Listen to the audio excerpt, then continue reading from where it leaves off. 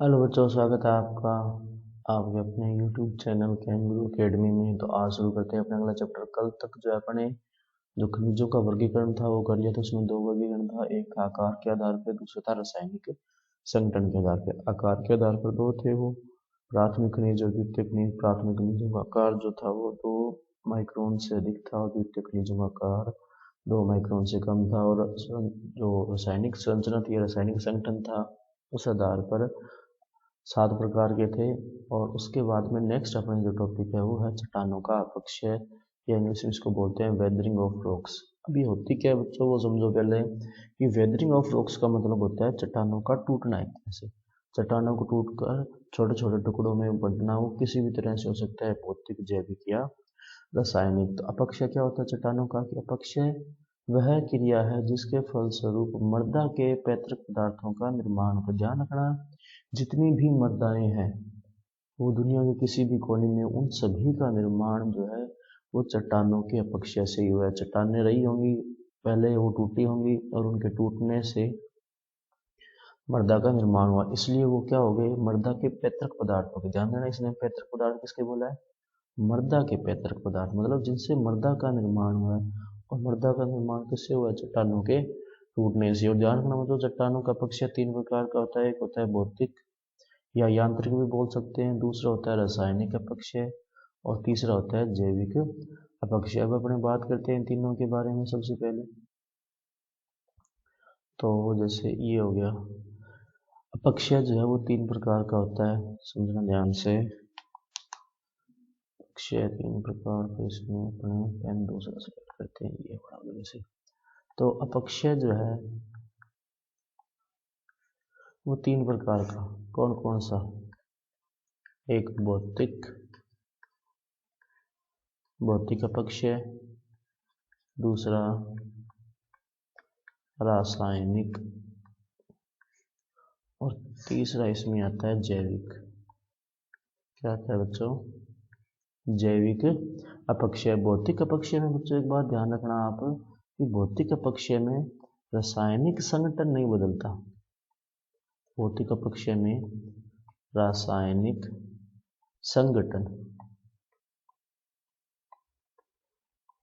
संगठन जो होता है वो नहीं बदलता। रासायनिक नहीं संगठन नहीं बदलता, इसका मतलब क्या हुआ कि जैसे मान लो चट्टान का एक बड़ा टुकड़ा था, उसके ऊपर अचानक से बिजली गिरी और वो 2 टुकड़ों में टूट गया, छोटे छोटे टुकड़ों में टूट गया। तो जो टुकड़ा टूटा है और जो मूल टुकड़ा था, उसका रासायनिक संगठन दोनों का क्या होगा? बिल्कुल सेम होगा, उसमें कोई भी अंतर नहीं होगा। लेकिन रासायनिक में इसका जो रासायनिक संगठन बदलता है। ध्यान रखना, इसमें रासायनिक संगठन वो क्या होता है? बदलता है। और तीसरा है जैविक, इसमें भी संगठन जो है वो बदलता है। जैविक में भी रासायनिक संगठन जो होता है वो कहीं ना कहीं थोड़ा बहुत बदल जाता है, लेकिन रासायनिक में जो होता है वो सबसे ज़्यादा बदलता है। अब अगर अपने बात करें भौतिक अपक्षय की, कौन से? भौतिक अपक्षय की, तो वो देखो भाई कौन कौन से होते हैं।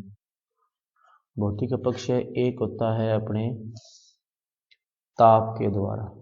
उसके द्वारा होता है ताप के द्वारा, मतलब जब ताप बढ़ता है तो चट्टानों का जो पृष्ठ होता है वो फैलता है। जब ताप कम होता है तो वो पृष्ठ जो होता है वो सिकुड़ता है। तो इससे फैलाव और संकुचन के कारण या सिकुड़न के कारण उसमें जो दरारें आने लग जाती है। दूसरा इसके अंदर आता है बर्फ। क्या आता है? बर्फ। देखो चट्टानों में दरारें होती है, उन दरारों में क्या होता है? पानी भर जाता है। और पानी भरने से क्या होता है कि पानी भर गया, लेकिन जब ठंडा मौसम आएगा तो वहां पर वो बर्फ, जो पानी था वो बर्फ में बदल गया। और ध्यान रखना, पानी जब बर्फ में बदलता है तो आयतन में जो वृद्धि होती है वो कितनी होती है? 9%। ये थोड़ा ध्यान रखना कि पानी जब बर्फ में बदलता है तो आयतन 9% की वृद्धि होती है। तीसरा इसके अंदर आता है हिमजल। क्या आता है बच्चों? हिमजल। मतलब हिमजल कौन सा? हिमजल के कारण भी होता है भौतिक अपक्षय। हिमजल कौन सा होता है बच्चों? ध्यान रखना कि ऐसा जल जिसमें बर्फ के टुकड़े होते हैं, जैसे ग्लेशियर होते हैं ना, तो ग्लेशियर जब टूटते हैं कई बार तो उसमें बर्फ के टुकड़े भी आते हैं। तो उन बर्फ के घर्षण के कारण भी जो चट्टानें होती है उनका अपक्षय होता है। उसके बाद में नेक्स्ट अगर अपने बात करें तो वो आता है आकाशीय बिजली के कारण। किसके कारण होता है? आकाशीय बिजली कारण। अपने को पता है कि जहाँ पर बिजली गिरती है उसकी जो क्षमता होती है वो बहुत ज़्यादा होती है, उसकी जो शक्ति होती है वो बहुत ज़्यादा होती है, जिसके कारण चट्टानें वगैरह जो होती है वो टूट जाती है। इसके अलावा अगर आपने कभी देखा हो तो क्या होता है कि जो जल होता है, जल के कारण भी चट्टानों का अपक्षय होता है। जैसे मान लेते हैं कोई पहाड़ है, पहाड़ के साथ अगर नदी निकल रही है तो नदी जो है धीरे धीरे उस पहाड़ को या उस चट्टान को काटना शुरू कर देती है, उसका अपक्षय करना शुरू कर देती है। इसी तरह जल के साथ साथ वायु जो होती है, वायु वायु के कारण, उसके कारण भी चट्टानों का अपक्षय होता है। तो यहाँ पर अगर अपने देखें तो अपक्षय के जो है वो क्या क्या कारण निकल कर आ रहे हैं। पहला तो हो गया ताप के द्वारा, कोई ताप बढ़ेगा और कम होगा तो बार बार संकुचन और फैलाव होगा, जिसके कारण चट्टानें टूटेंगी। दूसरा है बर्फ के कारण। तो बर्फ के कारण कैसे होगा कि चट्टान में जो है वो हल्की फुल्की क्रैक्स डेवलप हो जाती हैं और उन क्रैक्स में या दरारों में पानी भर जाता है। और पानी क्या होता है, जब ठंड आती है तो पानी बर्फ में बदलेगा और पानी जब बर्फ में बदलेगा तो उसका आयतन बढ़ेगा, जिसके कारण उस दरार को थोड़ा और ज़्यादा बढ़ा देगी। उसके बाद में हिमजल के कारण। हिमजल क्या होता है कि पानी और पानी के अंदर बर्फ के टुकड़े। उसके बाद में आता है आकाशीय बिजली, ये भी हो गया। नेक्स्ट आता है इसमें जल के कारण और उसके बाद में आता है वायु के कारण। उसमें क्या आता है? वायु के कारण। ये हो गए, ये तो हो गए भौतिक अपक्षय। अब अगर अपने बात करें रासायनिक अपक्षय की तो वो देखो कौन सा आता है? रासायनिक अपक्षय। रासायनिक अपक्षय में पहला जो आता है वो आता है जल अपघटन। क्या आता है? जल अपघटन। इसमें क्या होता है कि अपने को पता है जल में दो आयन बनेंगे, एक H+ और एक OH-। ध्यान रखना H2O का जब वियोजन होगा तो एक बनेगा H+ और एक क्या बनेगा? OH-। अब कोई भी चट्टान है उसके अंदर खनिज होंगे, क्योंकि अपनी बात की है भी चट्टानों में खनिज होते हैं, जैसे मोंट मोइलोनाइट, पायराइट, केओलिनाइट, कैल्साइट, इस तरह खनिज होंगे। अगर खनिज है तो कोई धनायन भी रहा होगा, तो उस धनायन को क्या होता है, ये H+ आयन जो है वो प्रतिस्थापित कर देता है या उसको स्थानांतरित कर देता है, जिसके कारण चट्टानों की जो क्षमता होती है वो क्या हो जाती है? कम हो जाती है और वो टूटने लग जाती है। दूसरा इसके अंदर आता है जल योजन। ध्यान रखना बच्चों, क्या आता है? जल योजन। अब जल अपघटन और जल योजन में फर्क क्या है? जल योजन और जल अपघटन में फर्क ये है कि जल योजन में तो क्या हो रहा है कि पूरा का पूरा जल का अणु जाके जुड़ जाता है, लेकिन जल अपघटन में पूरा का पूरा जल का अणु न जुड़कर सिर्फ H+ आयन होता है जो खनिज के धनायन को रिप्लेस कर देता है। इसका एग्जाम्पल अगर अपन देखें, जैसे CuSO4 है, उसके साथ क्या होगा? H2O जुड़ेगा तो क्या कर देगा इसको? CuSO4 डॉट H2, इस तरह से जुड़ जाएगा ये। नेक्स्ट इसके अंदर आता है अपने ऑक्सीकरण। क्या आता है बच्चों?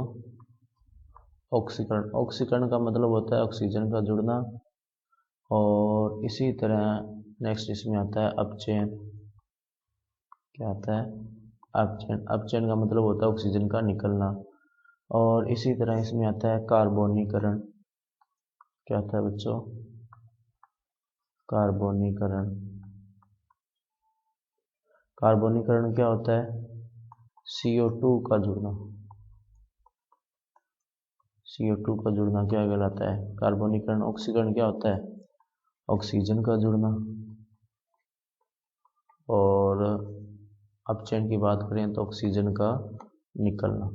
एक्चुअल में क्या होता है, जो खनिज होता है ना उसकी फिक्स संरचना होती है, अगर उसमें थोड़ा सा भी छेड़छाड़ अपने करेंगे तो उस खनिज की जो शक्ति होती है या उसकी अपने कह सकते हैं कि चट्टानों को मजबूत बनाने की जो क्षमता होती है वो क्या हो जाती है? कम।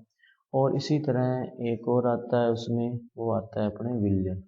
अब आपको हो गया कि विलयन क्या है। देखो क्या होता है अभी विलयन। विलयन विलयन वास्तव में जल की ही बात कर रहा है कि जल जो है वो एक अच्छा विलायक है, लेकिन जब इसके अंदर कार्बन डाइऑक्साइड या कोई अन्य खनिज मिल जाते हैं तो इसकी जो विलायक करने की जो क्षमता है, विलायकीकरण जो क्षमता है वो और ज़्यादा बढ़ जाती है, जिसके कारण वो चट्टानों का अपक्षय करना प्रारंभ कर देता है। तो रासायनिक में अपने क्या क्या पढ़ा देखो बच्चों?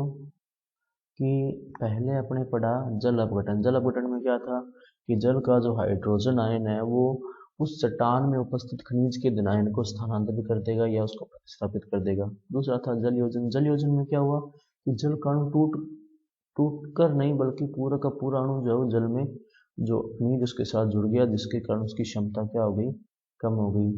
तीसरा इसके अंदर ऑक्सीकरण। ऑक्सीकरण क्या हुआ कि उसके अंदर जो खनिज था उसके साथ जाके जुड़ गया ऑक्सीजन। अपचयन क्या हुआ, उसके ऑक्सीजन का निकलना। कार्बोनीकरण क्या होता है, कार्बन डाइऑक्साइड का खनिज के साथ जुड़ना। विलयन क्या होता है कि जल एक अच्छा विलायक है, लेकिन अगर इसमें CO2 जैसे और तत्व अगर जुड़ जाते हैं, यौगिक जुड़ जाते हैं, तो उस स्थिति में उसकी विलायक क्षमता और ज़्यादा बढ़ जाएगी और वो जो चट्टानें होंगी उसके खनिजों को घोलना प्रारंभ कर देगा। तीसरा इसमें आता है जैविक अपक्षय।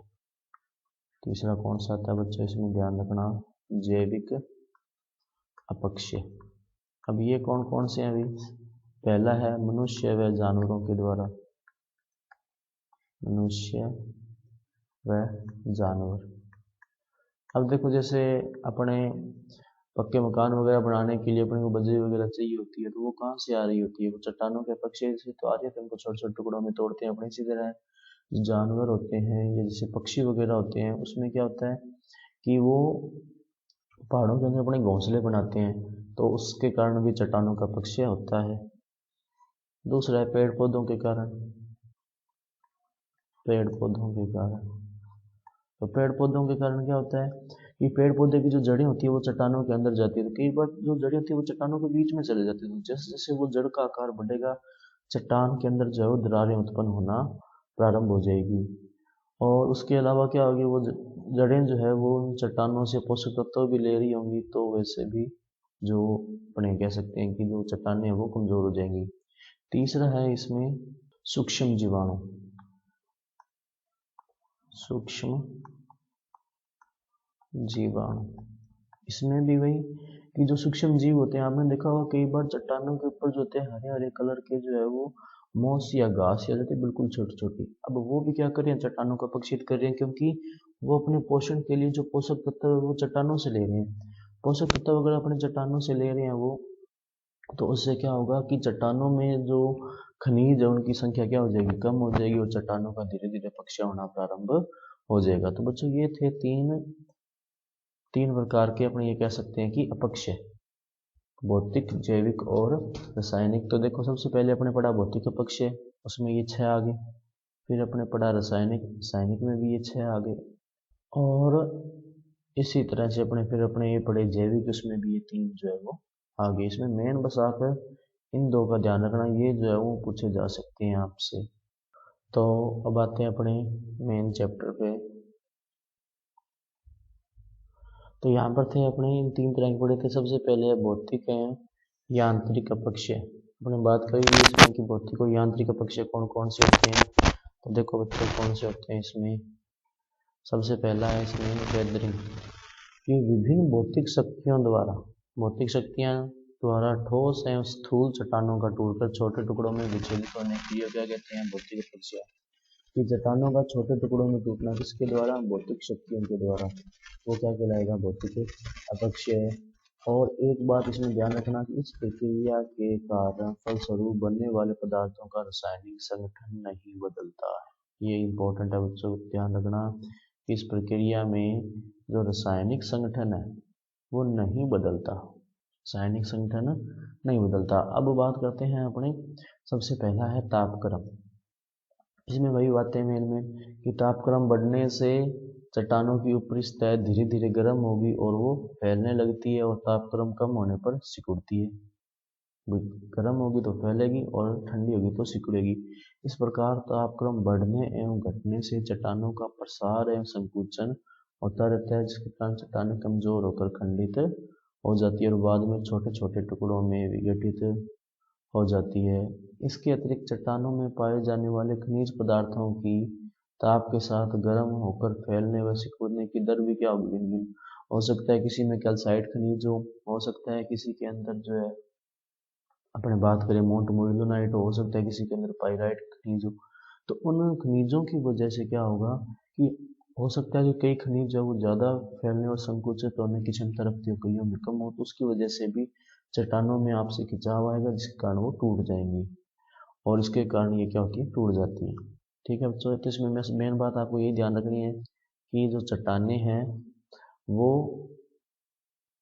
ताप बढ़ने पर उसकी सतह फैलती है, ताप कम होने पर उसकी सतह सिकुड़ती है, जिसके कारण चट्टानों का जो है वो अपघटन या उसका कह सकते हैं कि टूटना स्टार्ट हो जाता है। अगला है जल। वेग से प्रवाहित वर्षा जल के कारण चट्टानों का कुछ अंश टूटकर अलग हो जाता है, बिल्कुल होगा ये। और वर्षा जल जब इन टूटे फूटे टुकड़ों को लेकर बहता है तो टुकड़ों में आपसी टकराव होगा और घर्षण के कारण ये छोटे छोटे भागों में विभक्त हो जाते हैं। तो जल में क्या होगा कि मान लो बिजली गिरी, बिजली गिरने से जो चट्टान थी छोटे छोटे टुकड़ों में टूट गई। अब टूट कर मान लो वो नदी के अंदर गिरी।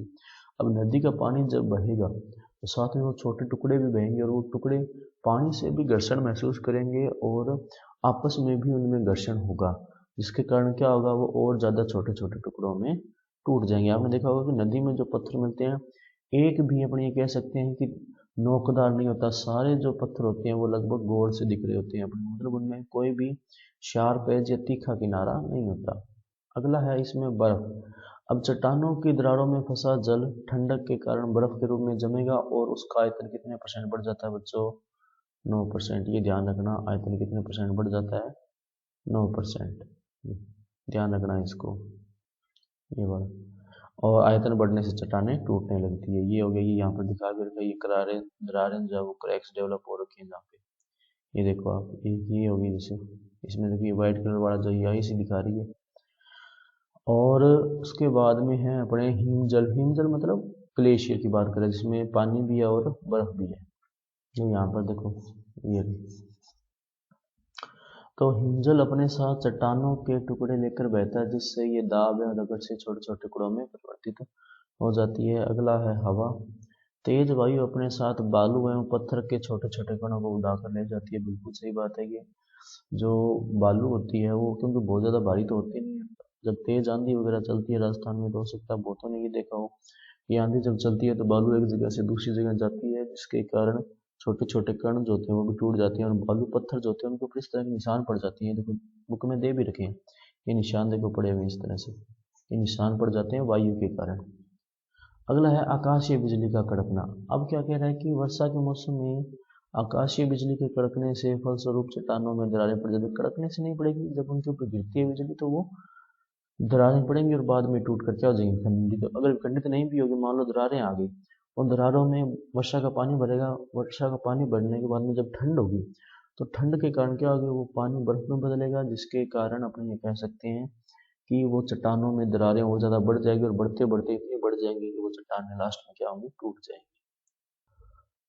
अगला है रासायनिक अपक्षय। अब चट्टानों एवं खनिजों के मूल पदार्थों में, मतलब जो जिससे वो बने हैं, के रासायनिक संगठन में परिवर्तन के फलस्वरूप नए पदार्थों के बनने की जो प्रक्रिया उसको क्या कहा जाता है, रासायनिक अपक्षय। कि चट्टान और खनिज पदार्थों के मूल रूप में, मतलब जिस रूप में वो थे उनमें कोई उनके संगठन में कोई रासायनिक परिवर्तन हो जाए और उससे जो नया पदार्थ बन जाए उसको क्या कहा जाएगा, रासायनिक अपक्षय। और रासायनिक अपक्षय बच्चों ध्यान रखना कि जल की उपस्थिति में यह अपक्षय जो होता है वो तेज हो जाता है। ध्यान रखना कि रासायनिक अपक्षय जो होता है वो जल की उपस्थिति में क्या हो जाता है, तेज हो जाता है, जल्दी हो जाता है। और उष्ण कटिबंधीय क्षेत्रों में यह गति मरु प्रदेशों की तुलना में क्या होती है, अलग होती है।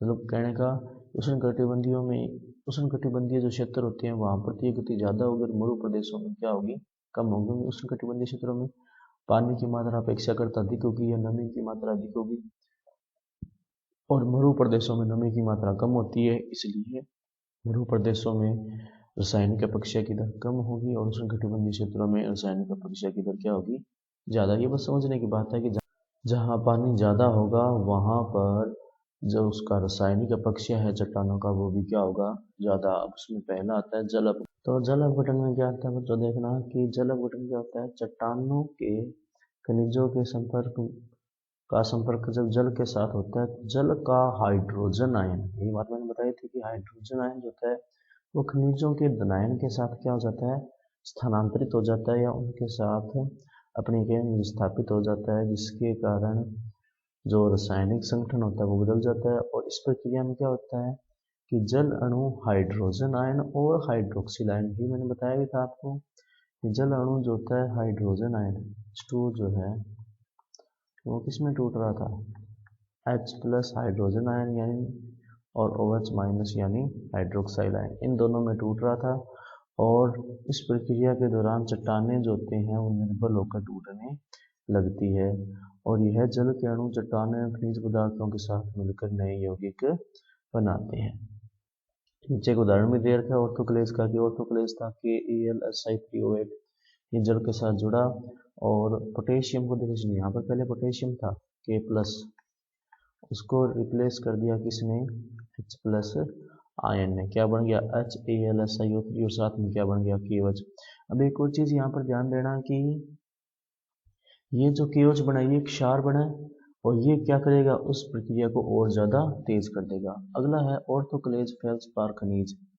ये ऑर्थोक्लेज फेल्सपार खनिज जल के योजन के फलस्वरूप अम्लीय सिलिकेट मृतिका का यौगिक बनाती है जो अधिक विलेय होता है। यह पुनः संयोजन के बाद किसका निर्माण करती है, बॉक्साइड का। ये देखो ये रहा बॉक्साइड Al2O3.3H2O। नेक्स्ट इसके अंदर अपने जो आता है वो आता है जल योजन। जल योजन में जल योजन का अर्थ होता है खनिजों के साथ जल के अणुओं का रासायनिक संयोग।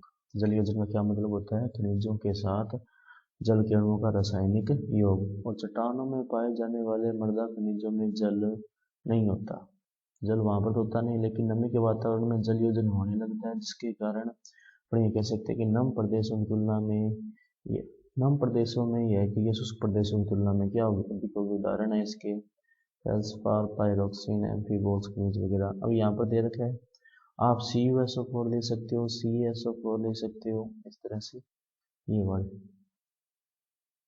तो यहाँ पर इसमें जो है एग्जाम्पल भी दे रखा है, इसमें देखो Fe2O3 हेमेटाइट जो है वो जल के साथ जुड़कर क्या बना रहा है, पीला लाइमोनाइट, क्योंकि जल का अणु जुड़ गया जिसके कारण उसका रंग भी क्या हो गया, चेंज। देखो पहले इसका रंग था लाल, जैसे 3 जल के अणु जुड़े उसका रंग क्या हो गया, पीला। इसी तरह कैल्शियम सल्फेट है, जल के साथ जुड़कर क्या बना दिया, जिप्सम का निर्माण कर दिया। इस तरह से होते रहते हैं। नेक्स्ट है विलयन। तो विलयन क्या होता है कि जल एक अच्छा विलायक है और इसमें कार्बन डाइऑक्साइड, कार्बनिक और अकार्बनिक अम्लों के लवणों के संयोग से इसकी विलायक शक्ति बढ़ जाती है। जल पहले से ही एक अच्छा विलायक है, वो चीज़ों को घोल दे रहा है, चट्टानों को भी घोल सकता है, लेकिन अगर उसमें कार्बन डाइऑक्साइड मिल गए या कार्बनिक या अकार्बनिक अम्ल या लवण मिल गए तो उसके कारण क्या होगी, इसकी विलायक क्षमता बढ़ जाएगी, जिसके कारण चट्टानों को और ज्यादा घोलेगा, यानी उसका और ज्यादा क्या करेगा, ऑक्सीकरण। उदाहरण है इसका सोडियम, पोटेशियम, कैल्शियम आदि आयन जो होते हैं जल में घुलकर मूल खनिजों से क्या हो जाते हैं, पृथक। और विलयन द्वारा अपक्षय हालांकि बहुत कम होता है लेकिन हो जाता है। उदाहरण है इसका NaCl प्लस HOH से क्या बन गया, N चाहिए। यहाँ पर इस तरह से पानी होता है, पानी में जब अपने नमक घोलते हैं तो ये नमक है, ये पानी घुलकर क्या बन जाते हैं, NaCl। इसी तरह किसी में मान लेते हैं कि कैल्शियम सल्फेट है, लवण जो है वो पानी में घुलकर क्या बना देगा, कैल्शियम आयन और सल्फेट आयन। अगला है ऑक्सीकरण। ऑक्सीकरण की परिभाषा बस ध्यान रखनी है इसमें अपने कि विभिन्न खनिजों के साथ ऑक्सीजन का संयोग क्या कहलाता है, ऑक्सीकरण। यही मैंने बताया भी था आपको कि खनिजों के साथ ऑक्सीजन का जो संयोग होता है वो क्या कहलाता है, ऑक्सीकरण। उदाहरण है इसमें आयरन, मैग्नीज और सल्फर डाइयुक्त खनिजों का ऑक्सीकरण, जैसे FeO है। अभी क्रिया करके क्या होगा, Fe2O3। अगर आपने 11वीं क्लास में भी ध्यान दिया हो तो ये ध्यान देना कि यहाँ पर Fe का ऑक्सीकरण अंक +2 है, यहाँ पर Fe का ऑक्सीकरण अंक है +3। उस तरह से भी ऑक्सीकरण हो गया। देखो ऑक्सीकरण की परिभाषा उसने क्या बोली है कि ऑक्सीजन का संयोग तो संयोगित हुआ है, यहाँ पर एक ऑक्सीजन था, यहाँ पर कितनी होगी, 3। यहाँ पर एक फ्लोरीन, एक आयरन पर एक ऑक्सीजन था, यहाँ पर 2 आयरन पर 3 ऑक्सीजन है। और ऑक्सीकरण के कारण भी यौगिकों की घुलनशीलता एवं आयतन बढ़ने से अपक्षय क्या हो जाता है, सरल हो जाता है। नेक्स्ट इसके अंदर आ रहे हैं अपने अपचयन। अब जब खनिजों के ऑक्सीजन से निकलना क्या कहलाता है, अपचयन। ये बात अपने करी थी कि ऑक्सीजन का निकलना क्या कहलाता है, अपचयन होता है। अब पानी की जब अधिकता होती है तो उसके कारण ऑक्सीजन की क्या हो जाती है, कमी, क्योंकि पानी मिलेगा नहीं उसको, तो ऑक्सीजन क्या निकलने लग जाएगा बाहर, जिसके कारण अपचयन की क्रिया होने लगती है। उदाहरण इसका ये जो अपने ना अभी जो अपने अभिक्रिया लिखी थी जस्ट देखो, ये वाली जो अभिक्रिया लिखी थी इसको उसने रिवर्स डायरेक्शन में करके लिख दिया। यहाँ पर ये ऑक्सीकरण बता रहा है और यहाँ पर ये इसको क्या बता रहा है अपचयन, क्योंकि है भी ये, तो एक अभिक्रिया को आप उल्टा करके भी लिख सकते हैं इस तरह से। अगला है उसमें कार्बोनीकरण। कार्बोनीकरण मैंने क्या बताया था, कार्बन डाइऑक्साइड का जुड़ना, यही है परिभाषा कि कार्बन डाइऑक्साइड का क्षारों के साथ जुड़ना क्या कहलाता है कार्बोनीकरण। किसके साथ जुड़ना, क्षार के साथ जुड़ना। अब मृदा जीवाश्म पदार्थ के अपघटन से कार्बन डाइऑक्साइड बनती है। हमेशा ध्यान रखना कि जब भी जीवाश्म पदार्थ का अपघटन होगा उसमें जो गैस बनेगी वो कौन सी बनेगी, कार्बन डाइऑक्साइड।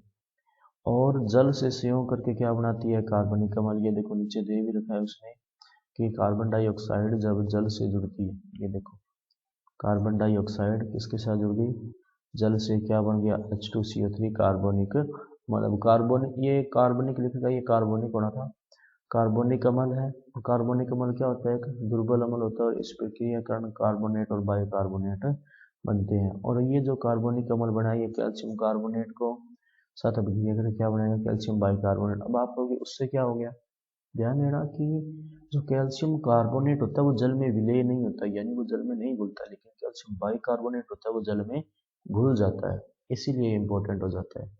तो पहले CO2 जल के साथ जुड़कर बना है कार्बोनिक अम्ल, कार्बोनिक अम्ल जो है वो कैल्शियम कार्बोनेट के साथ जुड़कर जो कि अविलय था उसको विलय बना देता है कैल्शियम बाय कार्बोनेट में।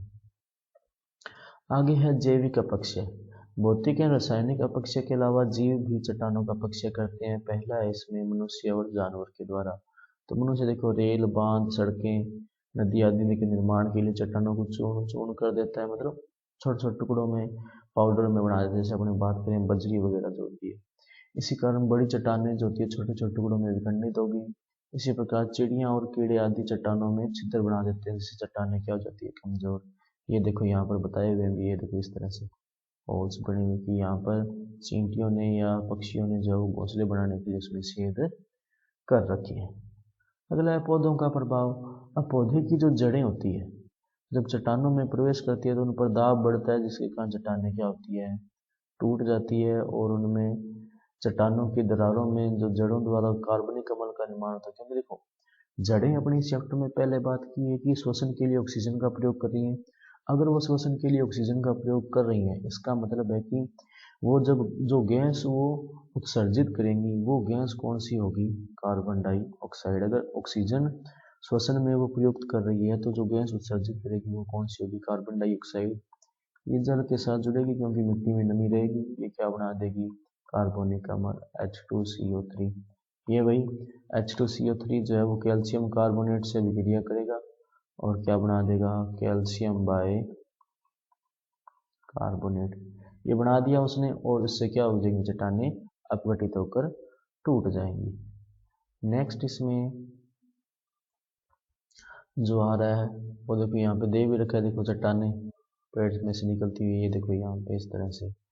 अगला है सूक्ष्म जीवाणुओं के द्वारा। तो सूक्ष्म जीवाणु द्वारा भी चट्टानों का जो अपघटन होता है, जिससे बैक्टीरिया हो गया, फंगस यानी जो कवक होते हैं, एक्टिनोमाइसीटीज आदि चट्टानों पर खनिजों से भोजन संश्लेषण, मैंने बताया था कि चट्टानों से ये पोषक तत्व लेते हैं जिसके कारण चट्टानें क्या हो जाती है, दुर्बल। इसके अलावा पेड़ पौधों को सड़ा गलाकर कार्बनिक अम्ल और जो कार्बन डाइऑक्साइड प्रदान करते हैं उससे भी चट्टानों का क्या होता है, विघटन होता है। तो ये था बच्चों आज की क्लास में। और अगर आपको ये वाली PDF चाहिए क्योंकि यहाँ पर ये वाली अगर आपको ये PDF चाहिए तो आप हमारा टेलीग्राम चैनल जो है वो ज्वाइन कर सकते हैं। उस पर आपको ये वाली PDFs मिलती रहेंगी और चैनल से रिलेटेड जो अपडेट है वो भी आपको मिलते रहेंगे। तो बच्चों आज की क्लास में इतना ही। मैं आशा करता हूँ आपको ये वीडियो पसंद आया। अगर आपको ये वीडियो पसंद आया तो इसे लाइक कीजिए और अपने जो दोस्त हैं आपके साथी उनके साथ शेयर कीजिए। और अगर अब तक आपने चैनल को सब्सक्राइब नहीं किया है तो ज़रूर सब्सक्राइब कीजिए, क्योंकि इससे रिलेटेड क्वेश्चन जो इस पर आते रहेंगे और अपने जल्दी इस पर इंग्लिश मीडियम वाला भी स्टार्ट करने वाले हैं। तो आज की क्लास में इतना ही। धन्यवाद बच्चों।